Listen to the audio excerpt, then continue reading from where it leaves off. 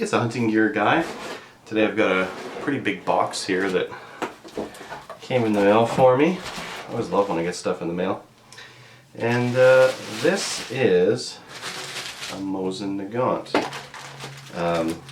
It's kind of funny doing an unboxing video on a rifle that's super old, but not everyone gets to pull one of these out of the container. They might want to see what it's like to get one of these. I'm a little bit disappointed about this packaging job.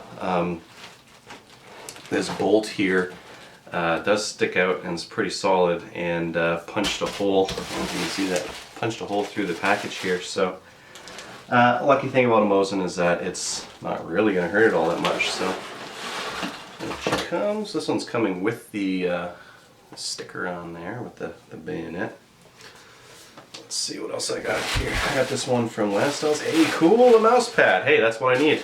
Perfect.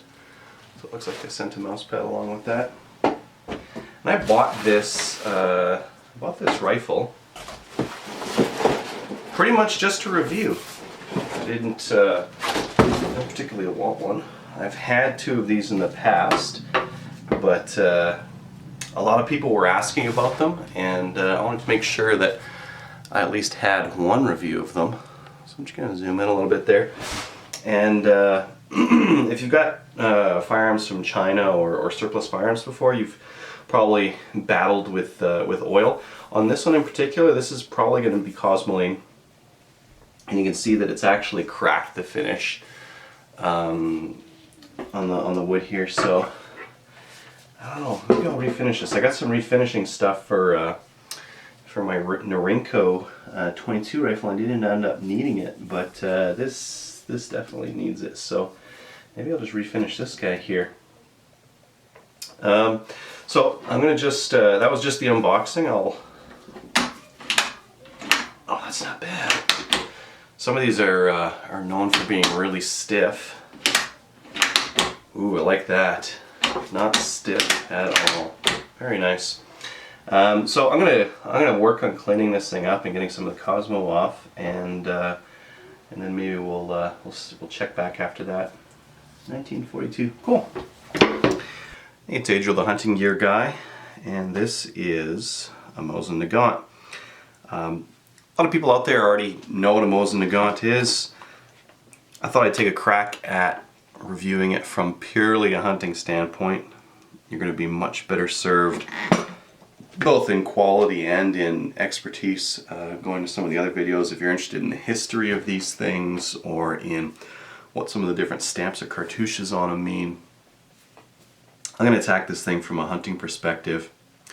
So from a hunting perspective, first I'm going to hit the accessories just so I can get them off into my table. And usually I got that nice camo background. And by the way, I use that just so that the camera can auto sense what light to use.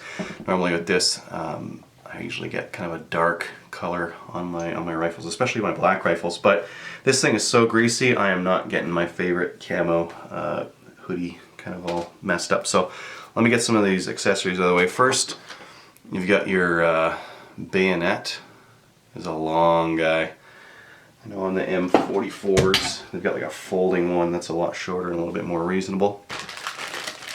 Mine came with what looks like a new production military style sling with these little buckles. Let me just get you in there. And you know, at the least it would be kind of quiet, so there's one plus. Just kind of zoom us back here. We've got an oiler with a jag and a couple of different parts there, muzzle protector while you're cleaning it. This multi-tool is kind of cool. You can use this groove when you're taking the firing pin out of the bolt. You can, I'm not sure what this one's for, but it seems to fit like when the muzzle and the bayonet are on, and it's got a little screwdriver on the end there. So that little tool is kind of cool. Just kind of check them out. And that's it. That's all that came with my rifle. Some other ones will come with other stuff. Let's move some of this ammo out of the way. Actually, I might just pull it off the table. Just make a little bit more room. I'll pull the bolt later when I show that. So here's the Mosin. It is super long. There's that cleaning rod that kind of sticks in there. The M44 and M38 are both shortened versions of this thing, but this is not the shortened version. This is the more common, I believe it's 1891 style. This one was made in 1942, which means it was made during the wartime years, which means that the quality is pretty crap. This thing's been stored for a while. You can tell here that on the stock, let me just zoom in here. It's pretty much all cracked and losing its finish. This finish kind of bubbles and cakes if you leave it for a while. There's rust on some of the parts that's just kind of been gooped over with Cosmoline. So you're not really going to impress your buddies with this in terms of quality, but you know, at least you know the primary thing this thing has going for it. These are really cheap rifles. This is right around the $150 to $170 range. So it's kind of one of the cheapest ways to get into hunting. It uses the 7.62 by 54 round. This is a ball round for military. You wouldn't use this for hunting, but if you need a first gun and you need a lot of trigger time to practice, nothing wrong with shooting this ammo. It's very cheap, full power, and if you're looking to get into full power, this is the way to go. In terms of operating characteristics for the rifle, I'm gonna rip through this because I don't want it to take too long, and because, you know, from a hunting perspective, this rifle isn't that interesting. So it's a straight bolt action. Some of these can be really stiff. This is actually the third Mosin that I've owned. I bought this one just for this review, and my other two had much stiffer bolts. This one's pretty easy. I tried doing it from the shoulder and it worked just fine. It's also nice and loose in that chamber, in that channel, so it's actually very easy to rip the bolt on this thing. We've got a single stack fixed kind of magazine in there with a hinged floor plate, and let me just zoom in on that, and keep in mind, like I said, there's better Mosin reviews out there. I'm just looking at this from a hunting perspective. You know what? There's other rifles that use a hinged floor plate, so I'm not going to hate on it too much. My preference is detachable mags, just for you know, traveling around. You go from one hunting field to another and you got to cross the road. In Canada here, that means you need to be unloaded generally, so I prefer a detachable mag, something I can pop out and then pop in when I'm on the other side of the road.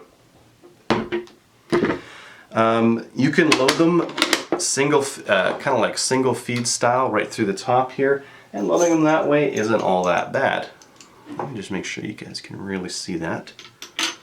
And I'm going to load these just a little bit goofy, and that's the only reason, is just so you guys can see, but this isn't bad doing it one-handed.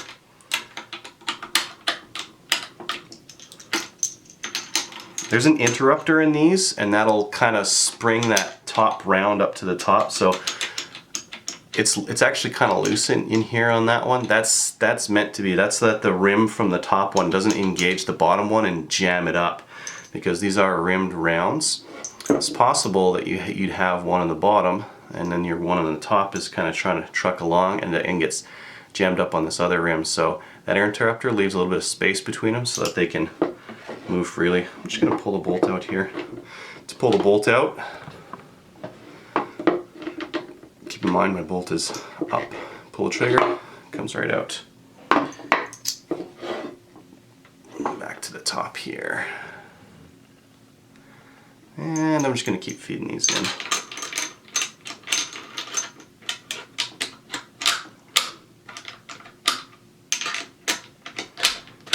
There's my 5, and that top round is loose, but again, that's that interrupter working there. And to pop them out, we're just going to press this on back and pull this. Come on, pull this mag reach. Ah, there we go. And there were 4 rounds. Well, 3. Did I miss one? I might have missed one. It'll fit 5 anyways. And then on this rifle, that 5th one, just kind of sits in there, just waiting, saying, hey, what do I do? I got this interrupter holding me back, so come on, get out of there. If I was in World War II, I'd be dead by now.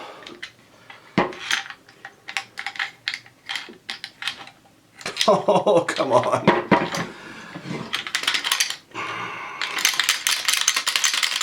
Yep, I'd be dead. I should just... I didn't want to rip the bolt on this thing because, hey, that's bad form in terms of safety, but there we go. Jeez.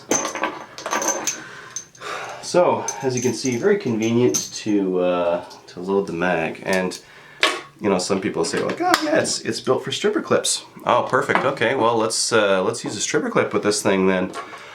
Here's my stripper clip, and there's my guides, and you can see, oh, it's kind of wobbly. This is not like a stripper clip. You know, the SKS and AK, those stripper clips work. These things, I don't know, maybe you've got one where it works. I haven't had them work on any of the rifles that I've had really well, up to the point where, to heck with it, you might as well just single feed it. But this is the best clip that I have for this one. I've tested it out. I've got about 10 of them here, and this is the one that loads the most readily. I'm going to show you how easy loading that stripper clip is. Come on, get in here. Wow, look at that speed, right? Much faster than loading a fixed mag, right? Well, not, but...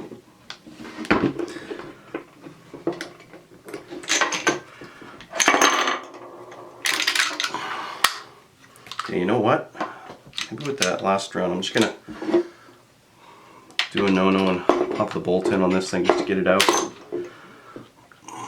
I did close the bolt on it, I just kind of use it to pop that round forward because I'm sick of trying to fight with this thing.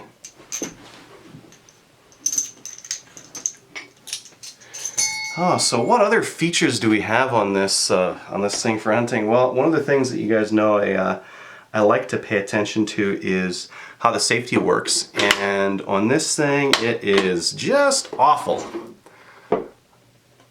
And keep in mind, this is for a hunting perspective only, so your purists can go bug someone else. But to put this thing on safety, you have to, oh Jesus, pull and pull to the back. Wasn't that easy? Oh yeah, now my rifle's safe. I don't think any of the Russian soldiers would have been doing this. It is such a pain in the butt. Come on, there we go. And that's back on safe. So, safe, unsafe, or off safe rather. So that's the safety on here. How about the trigger pull? Well, again, there's a couple of things you can do to these. You can do trigger jobs, but check this beauty out. Oh yeah, oh yeah. Oh. I'm not exaggerating. I've got some other military rifles. I don't mind them. You know, my first hunting rifle was a 303 Enfield, and I don't mind it. A 2-stage military trigger. This is not really a 2L. Okay, there's my gritty first stage, I guess. The second stage, though, is mushy, crappy, and oh, so heavy. So heavy. Yeah, so the trigger pull is not fantastic for good accuracy. What else can I say about this thing? It is about 10 feet long, so you're going to snag everything in the brush. It's reliable. You can't complain much about that. The round does have plenty of power to take down a deer or bear or moose or whatever you want. So right within your 100 to 200 yards, this round's going to do the trick. You can get 180 and 200 grain soft points, and those are just fine. We got lots of power to work with here, no question there. Where I'm going to put, to recommend this thing, you got to be really, really hard up on cash, and even then, man, I would recommend, especially if you're in Canada, a 303 Enfield over one of these. You can find them on the used market for around 150 bucks. They'll be sporterized, so there won't be like a full military, full wood all the way down. You're not going to need it anyways. And at least on SMLE, you're going to have a faster, better bolt. It's going to be a handier package. Whereas this thing is just so ridiculously long. You're going to need to spend a lot of time working on one of these to get it to where it's acceptable for hunting. And that's not what you're going to have to do with a sporterized Lee Enfield. That's all I'm going to say on this. Some of the guys out there are running these with like a sniper configuration where they have the scope on top. These aren't particularly well or easily scoped unless you have one of those sniper variants. And even then, you know, I'm just going to keep the application for this thing is a short range, super inexpensive brush gun, I guess, or at least close-up gun. You're not going to be, you know, while the sights are graduated out to 20, and you can aim and at least get a point of impact on something way out there. You're not going to hit anything way out there. Accuracy on these, some of these are actually really accurate. Some of these are in the 1 to 2 MOA kind of thing, and for military bolt action of World War II, that's pretty good. But you'll need a scope to get it with a sight radius like this. It might be hard. At least it's hard for me with my eyesight. And I don't know. Good. I guess you could use it for short range kind of stuff. But again, if you're a Canadian, go find a Lee Enfield 303. That's going to do you better. The mags are easier to use. I just find the operating characteristics to be better as well. But if you're looking for something cheap to blast away with at the range as well as hunting, this will be a better choice because the ammo can be had by the crate, and they're kind of fun. They're you know, don't get me wrong. I still like these guns as a fun plinking with full power rounds kind of a rifle. You can't beat it for the price, and you know, the history is really cool. Just as a hunting rifle, I can't get enthusiastic about these things at all. There's better options out there in the used market with an Enfield, and if you're lucky, you can, you know, bump your price point up to $300. Go get an Axis, get the scope on it. You're going to be 10 times more accurate with that, just because the optics are going to give you that much more confidence, and the gun is more accurate and usable to begin with, right? So that's all I'm going to say about the Mosin Nagant. Thanks for watching.